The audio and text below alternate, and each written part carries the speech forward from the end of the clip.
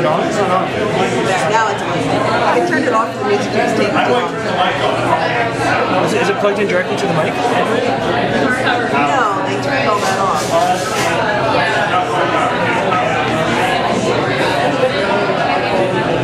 No, it's got an onboard microphone.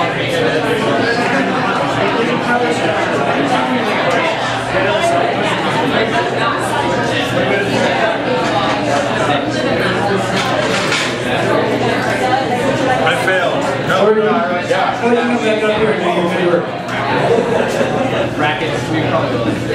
Okay, they found his power. I'm very excited about this. So, for our final reader of the evening, the man that we have been waiting for, The poets have the power. James Millhaven.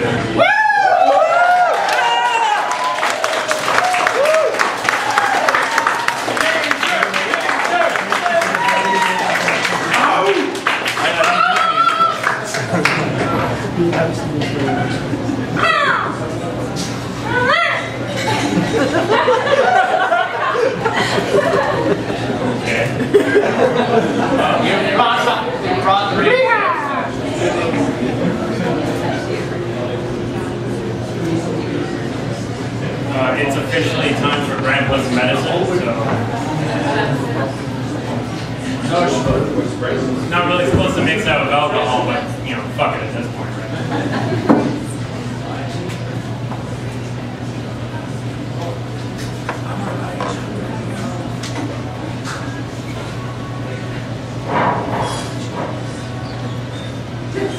Is it Nickelback? I have no idea.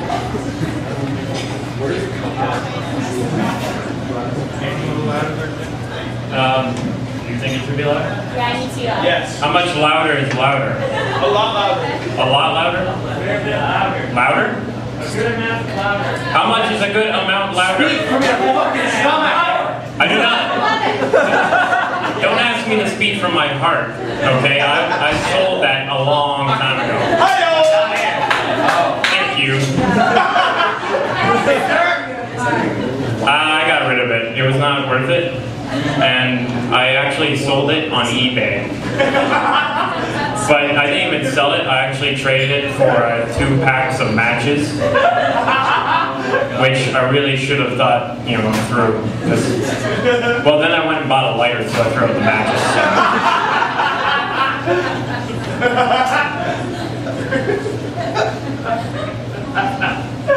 Yeah, I'd like to think that I'm, you know, that line, burn the candle at both ends. That requires too much work. So I just cut the candle in half. So, you know, it works out better that way. Let's see here. You know what's really sad? This book is 20 pages long, I'm already lost.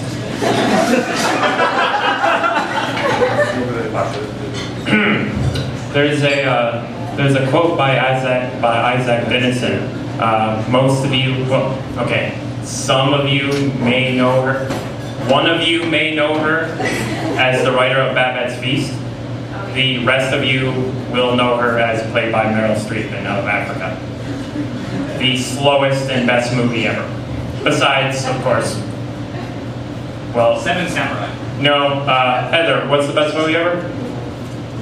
Your favorite movie ever? No, not my favorite movie, the best movie.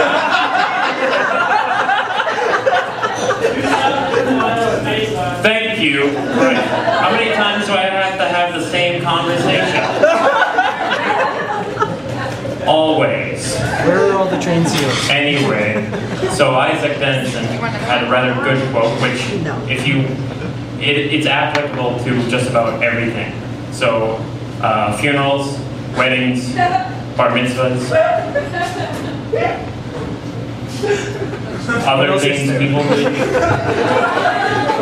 And it's, perhaps he knew, as I did not, that the world was made round so he would not see too far down the road. So I'll slip right into one. It's called Distance. And I think this is the one that Terry hates the most. Silence after breath and words and sleep. After the hand was proven empty, after the cup is broken, after the blinds cut into the sun, after we became you and I with distance. Thanks.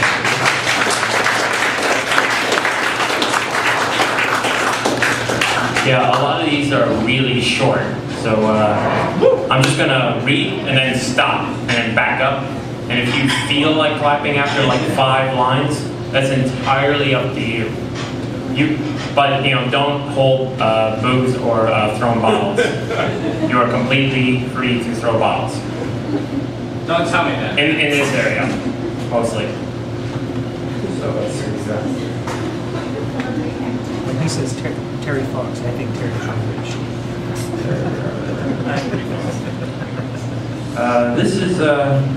This is a true story. It didn't happen to me.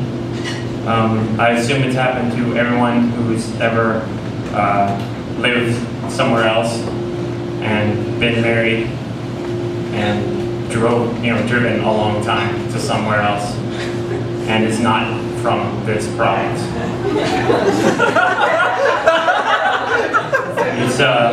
It's about kind of the only other city on the planet where Phantom of the Paradise did not bomb entirely. It's called Winnipeg. When we drove to Winnipeg to visit your parents, you wanted to pull over in Thunder Bay so you could have your picture taken with Terry Fox. But I wouldn't, because you wouldn't pull over for the Big Nickel back in Sudbury. When we got to Winnipeg, I slept on your parents' couch.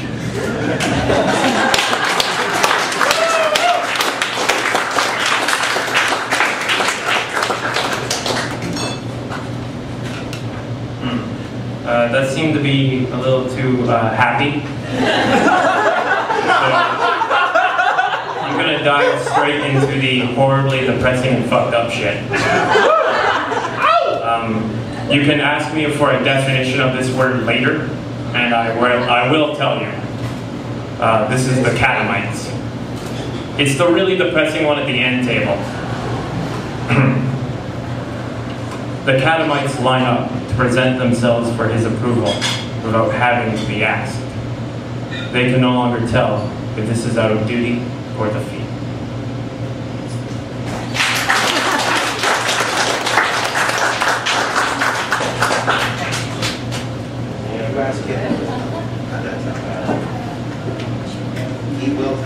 Oh, yeah, I will tell you. You will not be pleased. You know what? I'll even give you a hint. I hope you do not have grandchildren. You're welcome. Why? Because I'm a horrible person.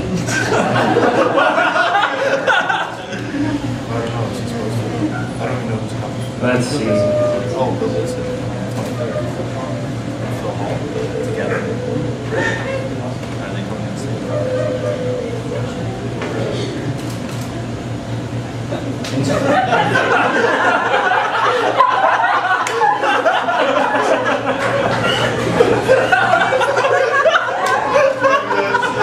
Don't worry about it. No, don't worry about it.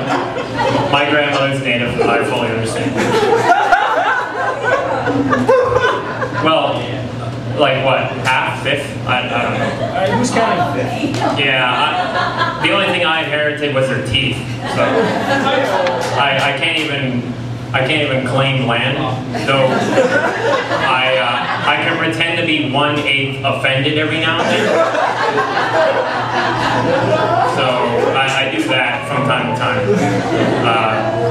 It seems fair. Let's go for you know what? Let's go for rhyming. I do like that. Yay! Yay!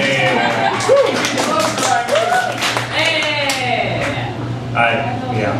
Anyway, this one's called Willow. Willow grows black through lack of light, hacked at by axes, chewed on by mites, felled by the wind a storm it brought, left in a pile, left to rot.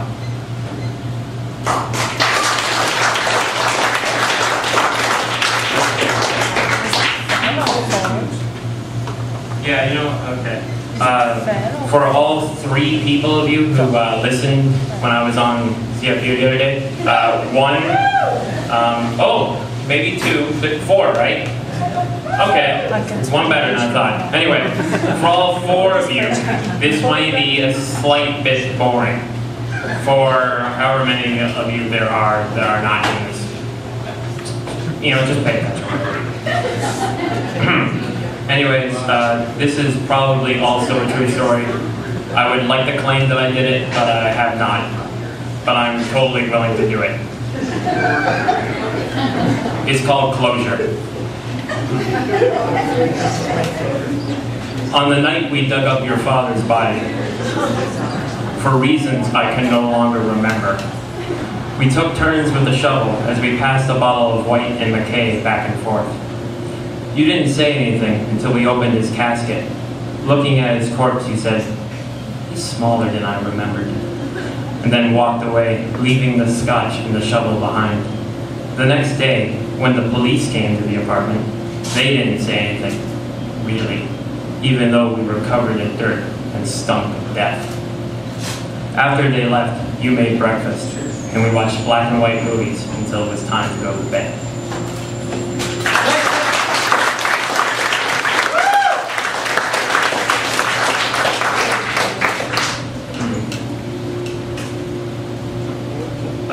See, it's funny, I'd like to say I'm going to read a more depressing one, but they're all pretty equal in that, so I'm just going to say I'm going to read another one instead. So, I'm not angry, but I just like to know what sound that is. Because if that's an instant, like, if that's like, I've just gotten a text, change that, please. I mean, I used to have the beeping too, but then Graham kept it, you know, giving me shit because he thought it was annoying. So I at least picked a song, and a rather good song. What is it? I think the song is Halloween by Sonic Youth, which, yes, I'm fully aware I'm wearing their shirt. Yeah! Anyway, granted, those 10 seconds are just grindy nothing. I would have loved to have gone with PJ Harvey, except that they all started wrong, they don't give you the whole song, so whatever. Anyway, yes, even I have caught up with technology, and yes, even I turned off my phone. Ooh, that's got her. What, huh? It's been 20 years. Even I own a goddamn phone now. And a laptop. I used to own a typewriter. I gave it to her. I mean, for Christ's sake, man. You've got technology. But then again, I am a fucking asshole, so you know, it's me, not you. I apologize. Well, it's actually kind of hard to go from that, isn't there? I'm sorry. I do like your shirt, though. Read the poem. Let's see. What's something that, well, oh, you know what? This is perfect. I'll follow up with this. This was written for someone I used to know. His name was Carl. It's the misanthrope. His friends, when he had friends, would take him out to lunch, where he would stare at them from behind his menu. They would talk about things, school, or their pets, or their children, or their work week, while he tried to ignore them and the people at the other tables, as he tried to remember why they were friends. They often tried to remember as well.